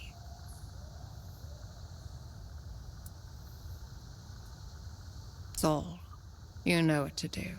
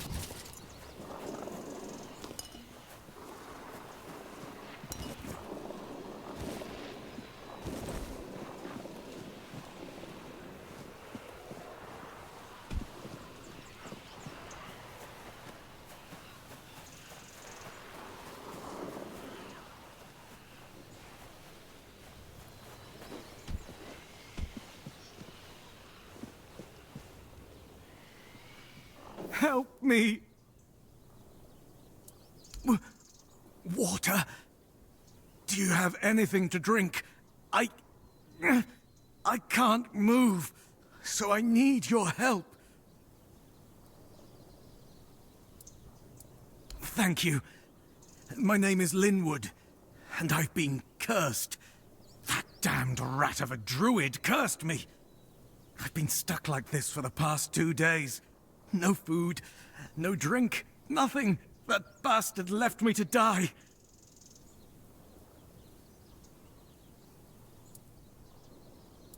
Who can tell with those tree huggers? I was just sitting in a clearing, bothering nobody, when suddenly he jumped out of the bushes. I must have stomped on some sacred clump of grass. Or, I don't know, maybe I'd stepped in a ritual puddle. He shouted something, started waving his arms and mumbling, and then, boom! I swear, I've done nothing wrong. I was just walking through the mountains and stopped for a little rest. I ate something, had a drink, and then decided to pass the time by playing a tune on my bagpipes. How would I? Thank you. Just please, hurry. I won't be able to last for much longer.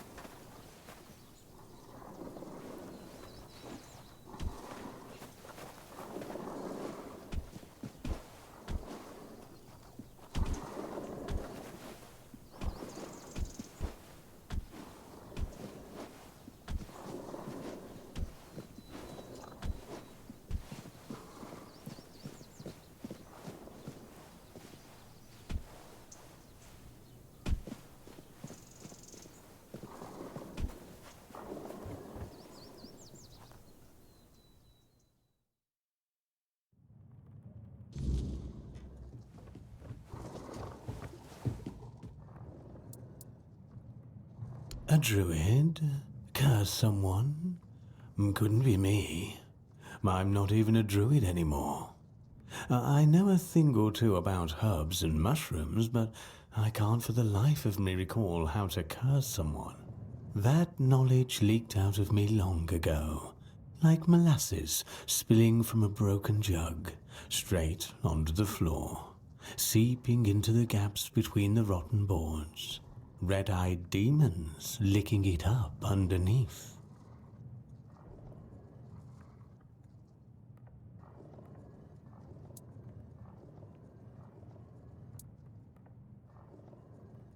I don't know, to be fair.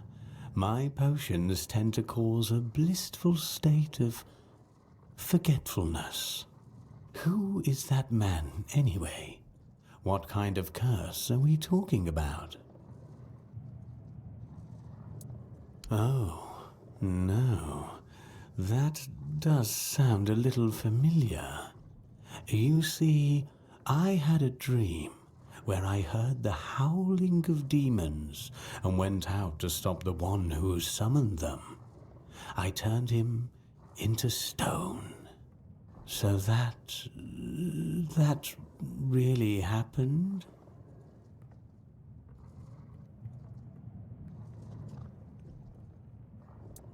Bagpipes.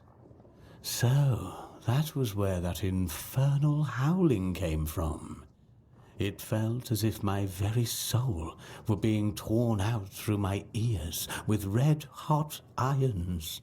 I must have unconsciously dived into the recesses of my memory and reached for the long-forgotten knowledge about curses.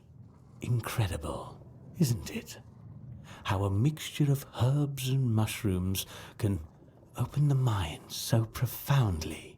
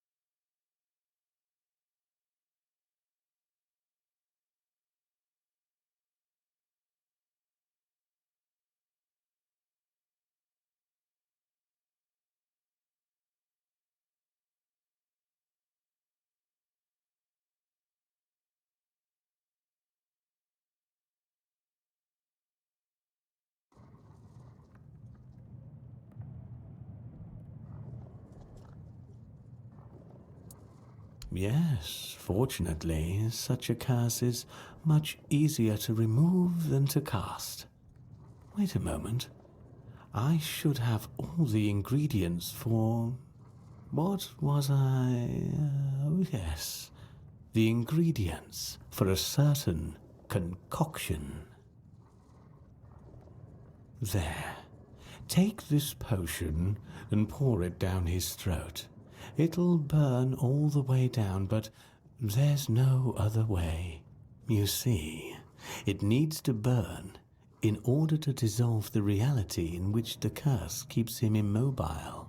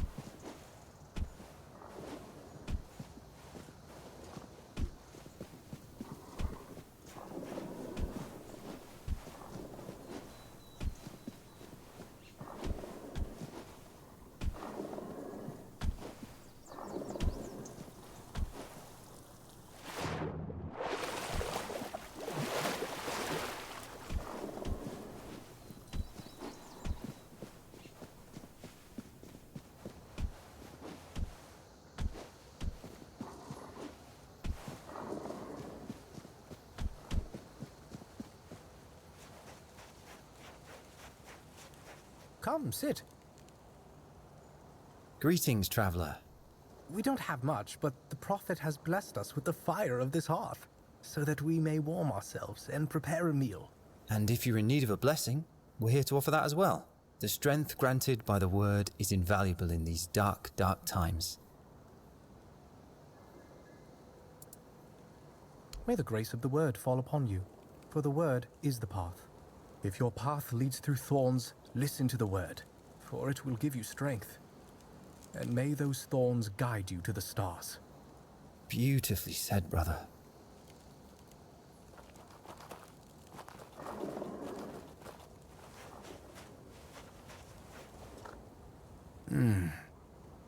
Do you need something? As I mentioned before, we don't have much, but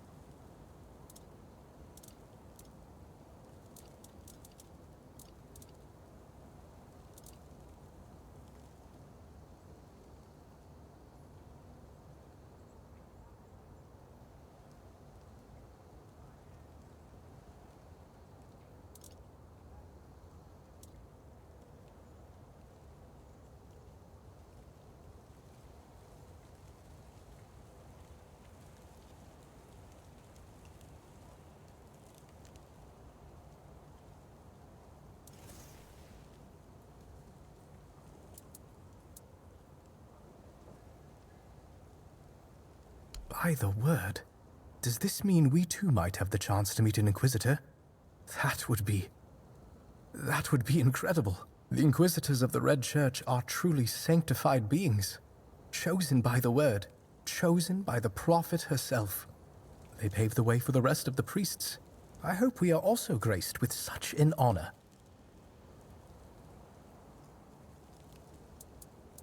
Even blessings should be received in restraint. Glory to those who can maintain humility in their prayers. Come back another time.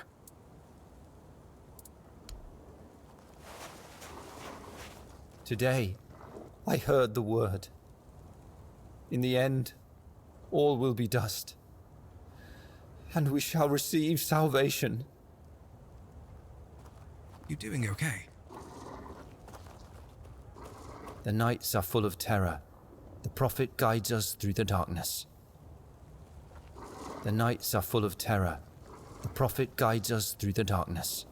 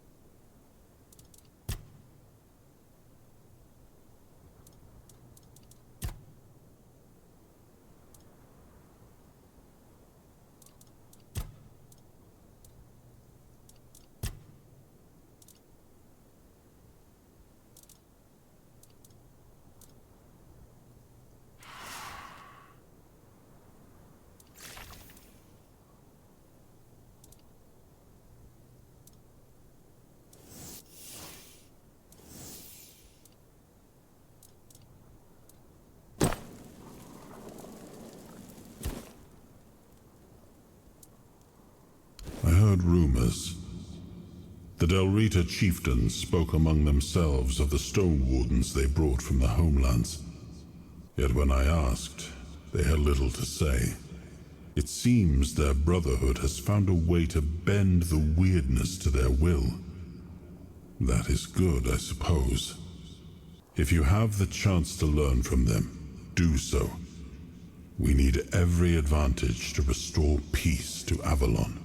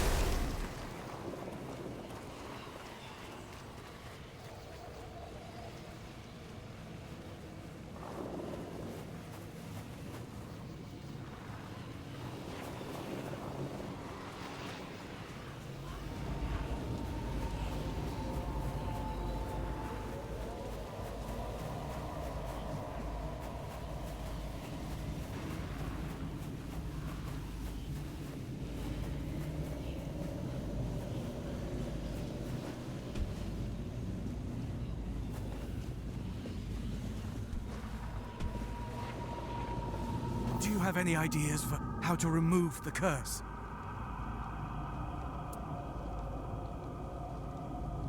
What? I'm supposed to just forgive and forget? Let him keep turning people into stone willy-nilly? Oh, fine. Have it your way. Even though I don't understand why you'd defend that tree hugger, I won't report him to the authorities. All I want is to be able to move my legs again. Give me that potion. It can't get any worse, I think.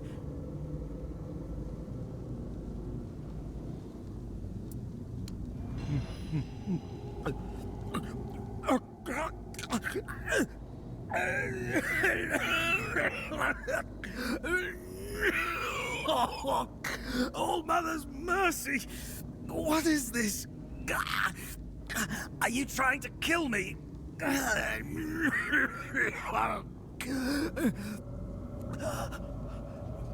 Wait! Something's happening! I can feel my fingers! Thank you. I don't have much, but please, take these coins. Tell me, where did you get this potion? Perhaps it doesn't. What truly matters is that I can move again. Thank you. May the All-Mother guide your path.